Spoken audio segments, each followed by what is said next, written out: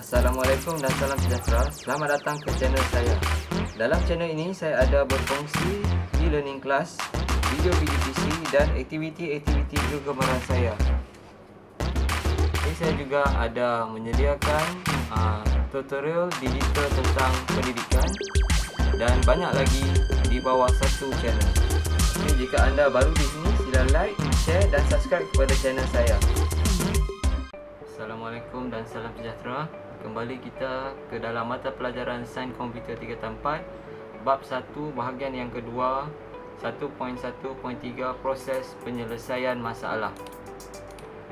Okey, mari kita masuk proses penyelesaian masalah. Yang pertama, okey, apa itu proses penyelesaian masalah? Proses penyelesaian masalah melibatkan langkah-langkah yang sesuai bergantung kepada jenis masalah yang diselesaikan.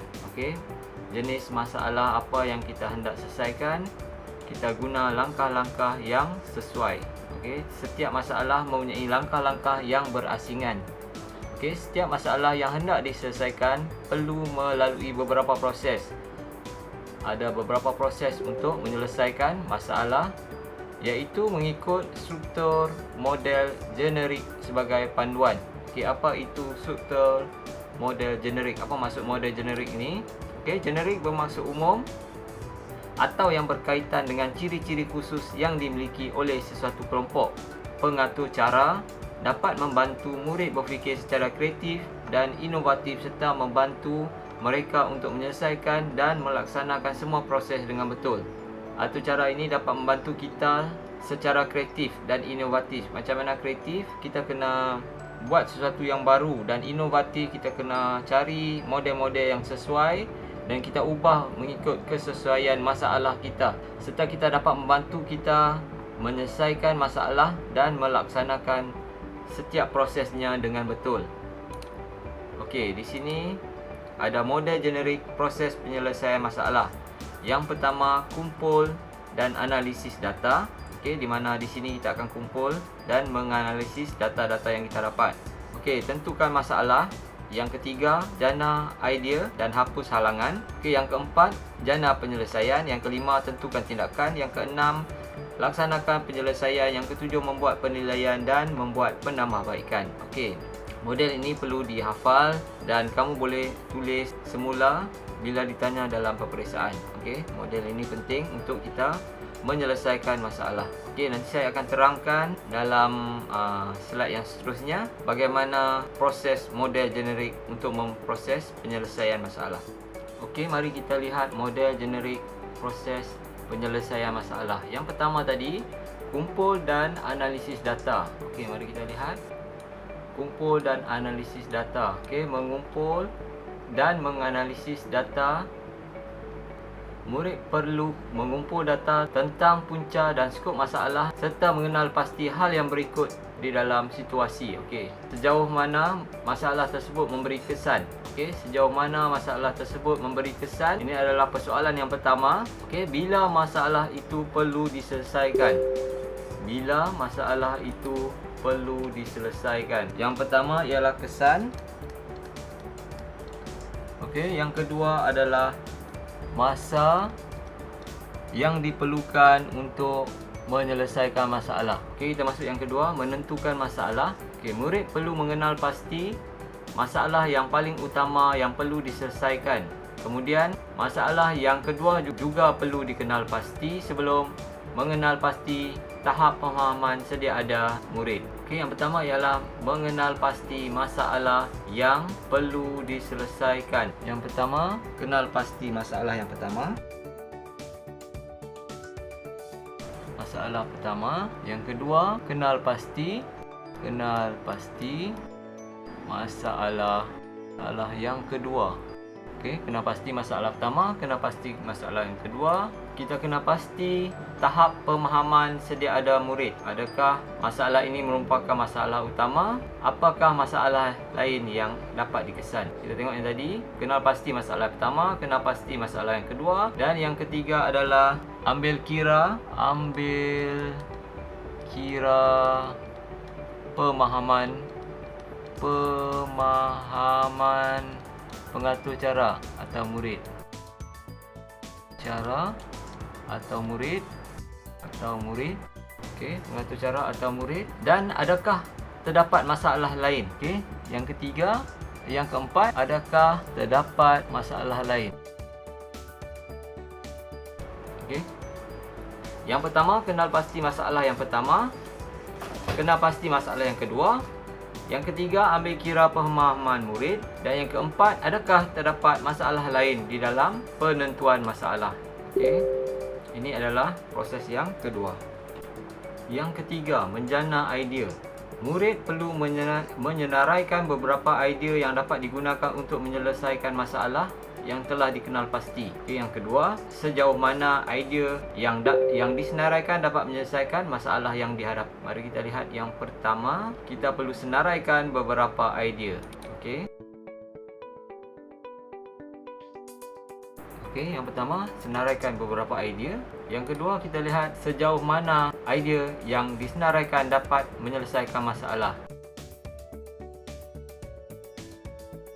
Okey, idea selesai masalah atau idea tidak selesai masalah. Kalau selesai, okey, tamat kita punya penyelesaian masalah. Jika tak selesai, kita kena ulang sampai kita dapat selesaikan masalah yang telah diberi.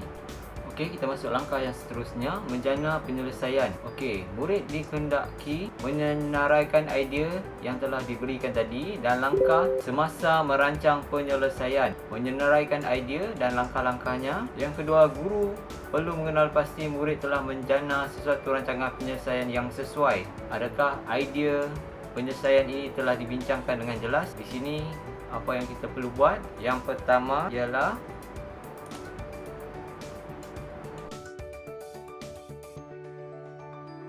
okey, idea murid atau langkah penyelesaian yang telah dilakukan oleh murid perlu disenaraikan. Okey, perlu disenaraikan. Guru perlu mengenal pasti murid yang telah menjana satu penyelesaian. Okey, guru perlu semak kesesuaian. Adakah sesuai idea itu untuk menyelesaikan masalah? Okey, untuk menyelesaikan masalah. Okey, untuk selesaikan masalah.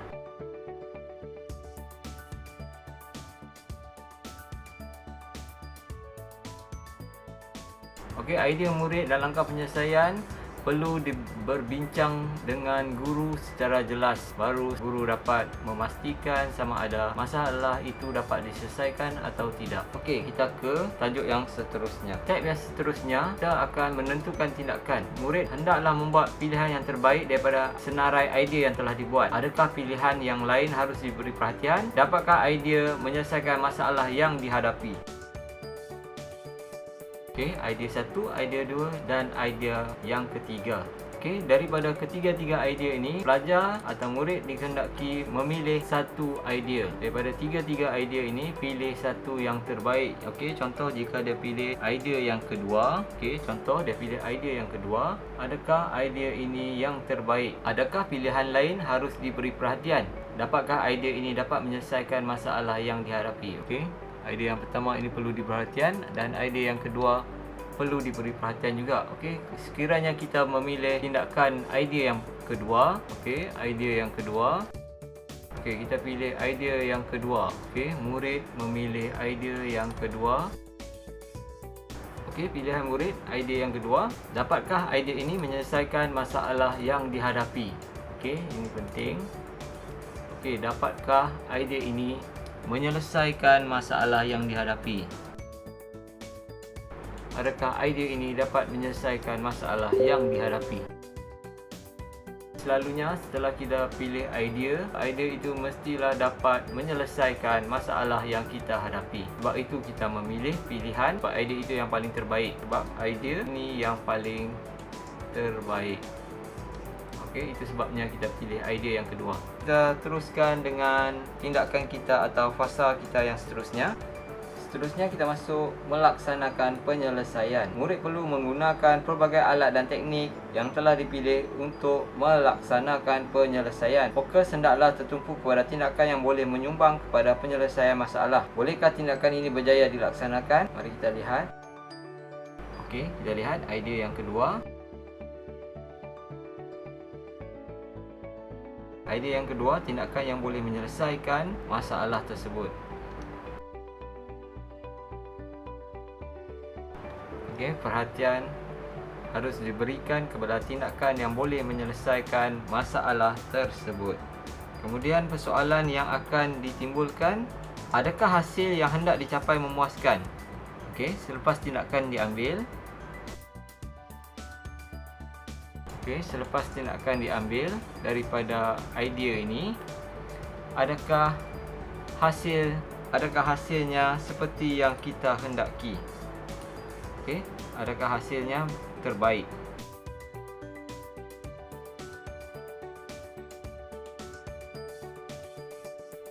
Adakah hasil seperti yang kita hendaki? Daripada idea yang pertama itu, kita ke langkah yang seterusnya. Okey, seterusnya kita akan buat penilaian. Penilaian dilaksanakan terhadap langkah-langkah penyelesaian. Jika tidak menepati tahap yang memuaskan atau tidak menyelesaikan masalah, murid perlu mencari tindakan yang lain. Adakah hasil yang hendak dicapai memuaskan? Okey, penilaian terhadap langkah-langkah penyelesaian hendaklah dijalankan.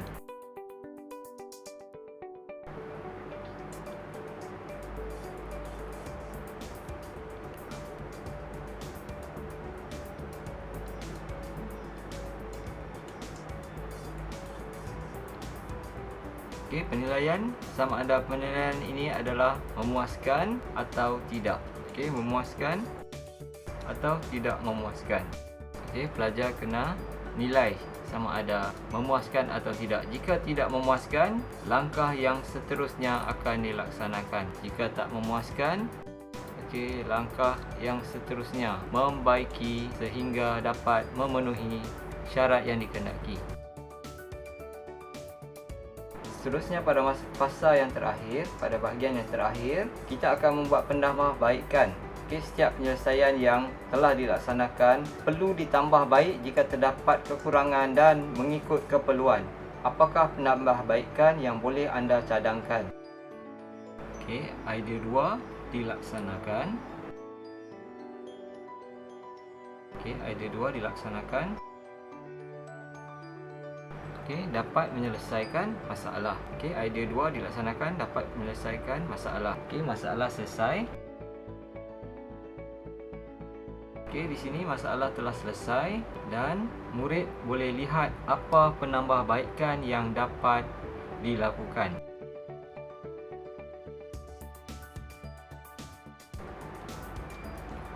Okey, ada tidak penambahbaikan yang dapat dilakukan?